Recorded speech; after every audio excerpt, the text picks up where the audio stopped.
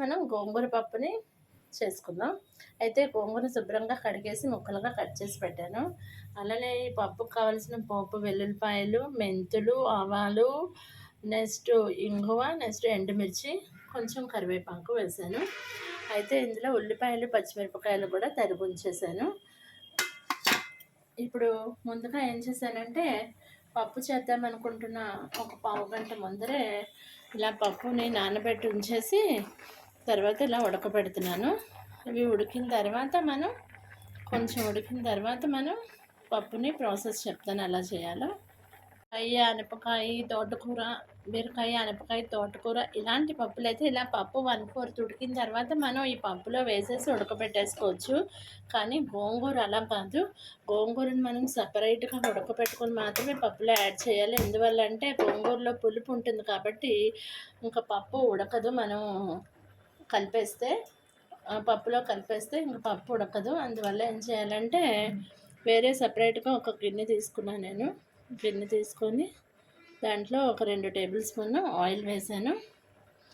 Oil కొంచెం heat ఎక్కిన తర్వాత ఈ పోపుకు కావాల్సిన వస్తువులు ఉన్నాయి కదా, అంటే వెల్లుల్లిపాయలని, మెంతులు, ఆవాలు, జీలకర్ర ఇలాంటివన్నీ వేసేసుకుందాము. కొంచెం హీట్ అయిన తర్వాత ఆయిల్ కొంచెం హీట్ అయిన తర్వాత వెల్లుల్లిపాయలు వేసాను. వెల్లుల్లిపాయలు కూడా కొంచెం వేగిన తర్వాత మనం నెక్స్ట్ మెంతులు, ఆవాలు వేసుకుందాము. ఇవి కొంచెం వేగుతున్నప్పుడు లైట్ బ్రౌనిష్ వచ్చినప్పుడు మనం ఏం చేద్దామంటే ఈ మెంతులు, ఆవాలు, ఎండుమిర్చి, ఇంగువ వేసేసుకుందాము.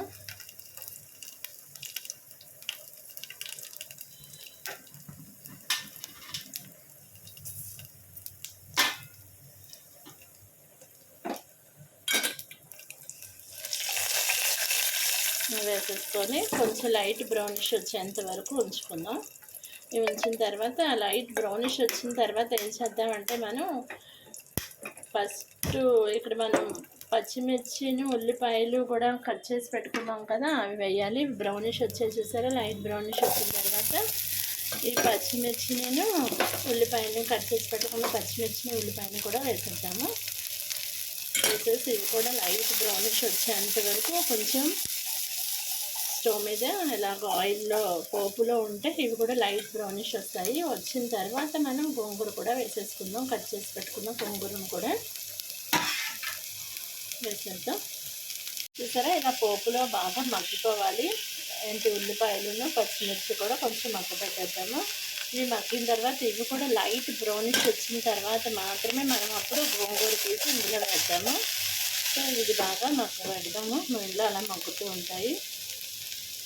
ఇలాగా పోపులో మగ్గిన తర్వాత ఉల్లిపాయలు, పచ్చిమిర్చి మగ్గిన తర్వాత మనం తరిగి పెట్టుకున్న గోంగూరను కూడా వేసేసుకున్నాము.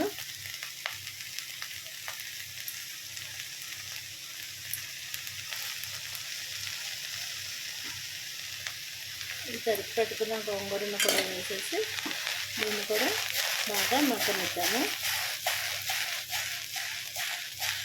ఇది కూడా ఈ పోపులో ఇలా బాగా మగ్గిపోయిన తర్వాత మనం ఆల్రెడీ ఇప్పుడు ఉడకబెట్టుకుంటున్నాం కదా పప్పుని, ఆ పప్పులో ఇవి వేసి ఉప్పు, కారం, పసుపు వేసేస్తే చాలా టేస్ట్ అయిన గోంగూర పప్పు రెడీ అయిపోతుంది.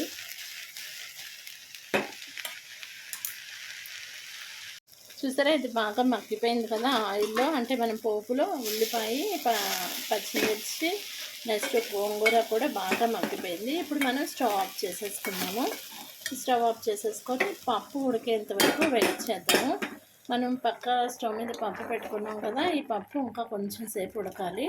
ఎందుకంటే మనం ఇప్పుడు వేసేసామనుకోండి గోంగూర, ఈ పప్పు ఉడకదు. గోంగూరలో పులుపు వల్ల ఈ పప్పు ఇంకా ఉడకడానికి చాలా లేట్ పడుతుంది. అయినా అది కూడా పర్ఫెక్ట్గా ఉడకదు. అందువల్ల మనం కాసేపు వెయిట్ చేద్దాము. పప్పు ఇంకొంచెం ఉడికిన తర్వాత అప్పుడు మనం ఈ గోంగూర వేసేద్దాం. పప్పు ఎంతవరకు ఉడికిందో చూద్దాము. చూస్తారా, హాఫ్ కన్నా ఎక్కువే ఉడికింది. ఇంకొక 5 మినిట్స్ ఉడికిన తర్వాత మనం ఈ గోంగూరను కూడా ఇందులో వేసేద్దాం. గోంగూర కూడా ఇందులో వేసి ఇంకొక కాసేపు ఉడికితేనే ఆ టేస్ట్ వస్తుంది. సో ఇంకా గోంగూరను కూడా మనం ఈ పప్పులో వేసేయచ్చు. రెండు కలిపి ఉడికితే ఇంకా మంచి టేస్ట్ వస్తుంది. సో మనం ఈ గోంగూరను కూడా ఇందులో వేసేసి ఒక 5 మినిట్స్ ఉడికిన తర్వాత, మరి పేస్ట్ అయిపోయిన తర్వాత వేస్తే బాగుండదు. అందువల్ల కొంచెం పలుకుగా ఉన్నప్పుడే పప్పు వేసేస్తే మళ్ళీ గోంగూరతో పాటు ఉడకాలి కాబట్టి మనకు సరిపోతుంది. ఇప్పుడు మనం సాల్టు, పసుపు, కొంచెం కారము వేసుకుందాం. చూసారా, ఇప్పుడు పప్పు ఉడుకుతుంది కదా, కొంచెం వాటర్ కూడా ఉన్నాయి. వాటర్ ఇది అయ్యే లోపల పప్పు కూడా ఫుల్ ఉడికిపోతుంది.